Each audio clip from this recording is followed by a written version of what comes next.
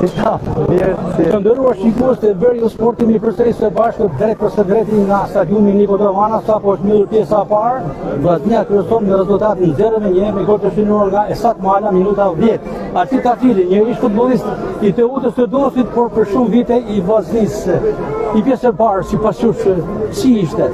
E meritoi Vllaznia avantazhin? Po patjetër se meritoi, po shikoj një Vllaznisë që ka përgatitur mjaft mirë ndeshjen, ka studiuar mjaft mirë kundërshtarin, ku deri më tani kundërshtari nuk na ka rrezikuar. Vllaznia ishte më kërkuese për të finalizuar dhe arriti. Goli Malait sipas jush si u duk? Shumë shpejt erdhi. Po pra, goli shpejt e erdhi nga linja e dytë, është diçka besoj si trajneri do ta ketë kërkuar gjatë javës në stërvitje, duke parë se fokusi më i madh i kundërshtarit është Bekim Bala, edhe duke parë se Esat Mala është një lojtar i shkallët edhe i shpejt, duke ardhur nga linja e dytë, realizua një gol mjaft bukur. Dëmtohet Çato dhe menjëherë tekniku Martini aktivizon në formacion Kevin Doden, sapo ardhur 2 ditë më herët nga Bullgaria në formë guazimi nga TSK Sofjes. Po, futi një lojtar si normalisht e ka shpejtësi dhe kërkon thellësinë. Është një lojtar si ka punu me ekipin, ka qenë fazë përgatitore, ka luajtur edhe kupat e Europës, e njeh organikën e skuadrës. Edhe është një lojtar si ekipi mund ta shfrytëzojë mjaft mirë me shpejtësinë si ka si lojtar. Fundi pjesës parë pati disa momente më pozitive për ekipin e Teutës. Mendoni se mund të ketë ndonjë ndryshim në pjesën e dytë?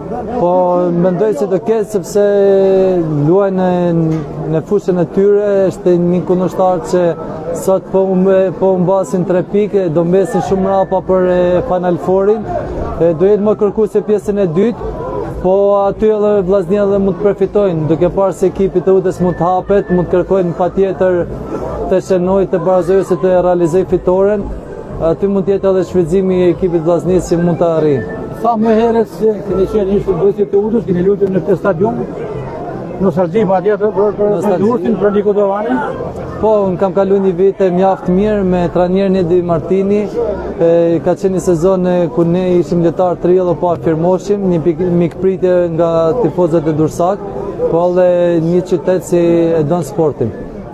Ishim Artit Rafinin, ish futbollistin e Vllaznisë, por edhe Teutës të Durrësit, sot trajner dhe kapiten i skuadrës së Vllaznisë të futsal, kampion i Shqipërisë dhe pjesëmarrës e Ligës Kampionëve. Faleminderit Sasi. Do të jemi sërish në së bashku të nderuar shikues të Veriu Sport në fundin e takimit me një opinion tjetër nga specialistët e futbollit, por kryesisht edhe me prononcimet e trajnerëve më njëherë pas ndeshjes.